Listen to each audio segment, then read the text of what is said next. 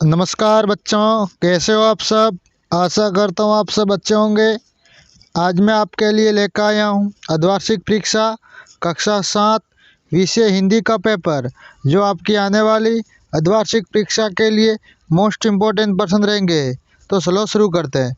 निम्नलिखित प्रश्नों के उत्तर कोष्टक में लिखिए, यानी आगे जो प्रश्न दिए गए हैं उसके उत्तर आपको कोष्टक में लिखने हैं। शाम एक किसान कविता के रचयिता है, यानी शाम एक किसान जो कविता है उसको किसने लिखा है। नागार्जुन, भवानी प्रसाद मिश्र, सर्वेश्वर दयाल सक्सेना, शिव मंगल सिंह सुमन। तो ऑप्शन नंबर ग, सर्वेश्वर दयाल सक्सेना। शाम एक किसान जो एक कविता है वो सर्वेश्वर दयाल सक्सेना ने लिखा है। नेक्स्ट प्रश्न, सरोवर क्या ग्रहण नहीं करते हैं, यानी जो सरोवर है वो क्या नहीं ग्रहण करते हैं। सुगंधित पदार्थ, हवा, जल, पूजा की सामग्री। ऑप्शन नंबर ग, जल। सरोवर है वो अपना जल है वो स्वयं नहीं पीते। तिनका कहाँ से उड़कर आया था। जो तिनका है वो कहाँ से उड़कर आया था। पास से, पैरों के तले से, सत से, बहुत दूर से। तो ग, बहुत दूर से। तिनका है वो बहुत दूर से उड़कर आया था। नेक्स्ट प्रश्न, पाव भाजी किस प्रांत का स्थानीय व्यंजन है, यानी जो पाव भाजी है वो व्यंजन एक है खाने का, वो किस राज्य का है। राजस्थान का, महाराष्ट्र का, गुजरात का, मध्य प्रदेश का। तो पाव भाजी है वो महाराष्ट्र का है। ऑप्शन नंबर ख सही है। मीरा को किसके आने की भनक मिली, यानी मीराबाई थी, उनको किसके आने की भनक मिली थी। ग्वाल बालों के आने की, गोपियों के आने की, श्री कृष्ण के आने की, माँ यशोदा के आने की।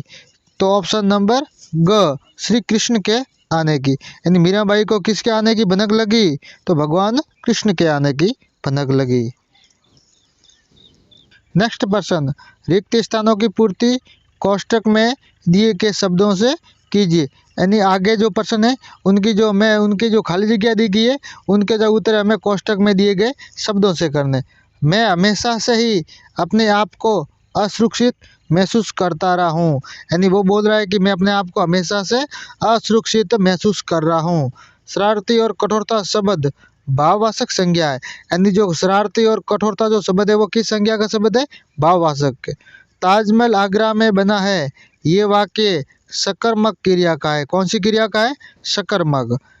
ये घर राम का है, इस वाक्य में कारक संबंध कारक है, यानी ये घर राम का है, इसमें संबंध कारक है, यानी राम और घर का इसमें संबंध बताया गया है। नेक्स्ट प्रश्न, शब्द के जिस रूप से स्त्री या पुरुष जाति का बोध हो वह लिंग कहलाता है, यानी वह शब्द जिससे हम स्त्री और पुरुष जाति का बोध कराते हैं, यानी ये स्त्री है ये पुरुष है, उसे हम लिंग कहते हैं। निम्न प्रश्नों के उत्तर लिखिए। आगे जो प्रश्न दिए गए हैं उनका हमें उत्तर लिखना। कुंवर सिंह का जन्म कब और कहाँ हुआ, यानी कुंवर सिंह के उनका जन्म कब और कहाँ हुआ। कुंवर सिंह का जन्म 1782 ईस्वी में जगदीशपुर गांव में हुआ था, यानी कब हुआ था, 1782 में। कहाँ हुआ था, जगदीशपुर गांव में। नेक्स्ट प्रश्न, धनराज पिल्ले ने सबसे पहले कृत्रिम घास कब देखी। धनराज पिल्ले ने सबसे पहले कृत्रिम घास सन 1988 में दिल्ली में खेलने आने पर देखी, यानी कृत्रिम घास वो होती है जो आपने स्टेडियम वगैरह में जो रखी हो जो होती है ना लगाई हुई, वो कृत्रिम घास हुई है जो मानव द्वारा निर्मित घास होती है, उसे हम कृत्रिम घास कहते हैं। गांधी जी बजट क्यों बना रहे थे, यानी गांधी जी वो बजट क्यों बना रहे थे। गांधी जी बजट इसलिए बना रहे थे ताकि आश्रम का कार्य सुचारू रूप से चल सके। बजट यानी कितना खर्चा आता है उसके लिए जो पहले से बजट निर्धारित किया जाता है, वो ऐसे ही गांधी जी वो बजट बना रहे थे। पक्षी क्या सपना देखते हैं। पक्षी पेड़ की ऊंची फुनगी पर झूलने का सपना देखते हैं, यानी जो पक्षी है वो क्या सपना देखते हैं, तो पक्षी ये सब सपना देखते हैं खुले आसमान में उड़ने का, और बड़े बड़ी जो सबसे ऊंचा पेड़ होता है उसकी डालियों पर उल्टा लटक कर झूला झूलने का सपना देखते हैं।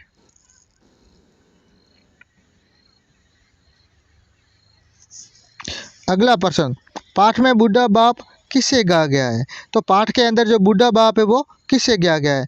तो बूढ़ा बाप हिमालय को कहा गया है। पाठ के अंदर जो बूढ़ा बाप है वो हिमालय पहाड़ को कहा गया है।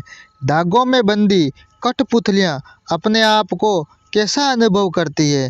धागों में बंदी कठपुतलियाँ अपने आप को पराधीन अनुभव करती है। पराधीन मतलब दूसरों के अधीन है, दूसरों के इशारे पर नाचने वाला। मिठाई वाला अपने मन की व्यथा किसे सुना रहा है? मिठाई वाला है वो अपने मन का जो हाल है वो किसे सुना रहा है? मिठाई वाला अपने मन की व्यथा रोहिणी व दादी को सुना रहा है। यानी रोहिणी और उनकी दादी को वो रोहिणी की दादी को वो मिठाई वाला है वो अपने मन की जो हाल सुना रहा है।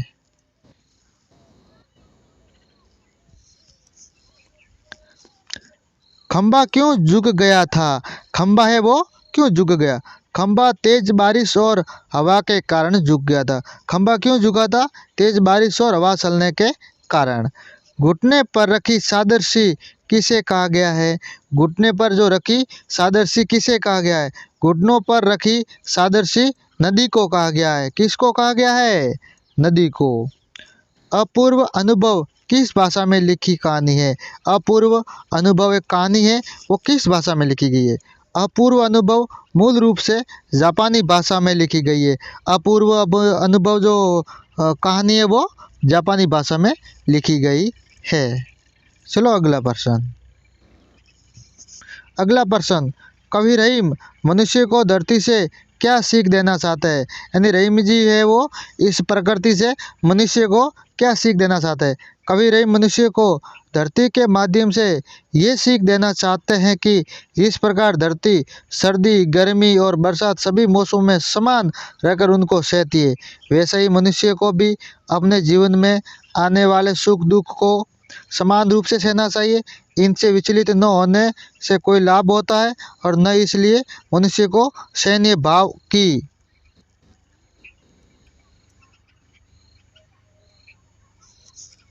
प्रबलता होनी चाहिए। यानी रहीम जी कहते हैं कि जिस प्रकार ये पृथ्वी है, कबीर जी रहीम जी कहते हैं कि जिस प्रकार ये धरती है वो सर्दी, गर्मी, बरसात के अंदर समान रूप से रहकर उनको सहती रहती है, इसी तरह मनुष्य को भी अपने जीवन में आने वाले सुख दुख को इसी प्रबलता से रहकर उसको सहना चाहिए। अगला प्रश्न, आँखों में तिनका पड़ने के बाद घमंडी की क्या दशा हुई? यानी आँखों के अंदर जब तिनका गिर गया तब उस घमंडी की क्या दशा हुई?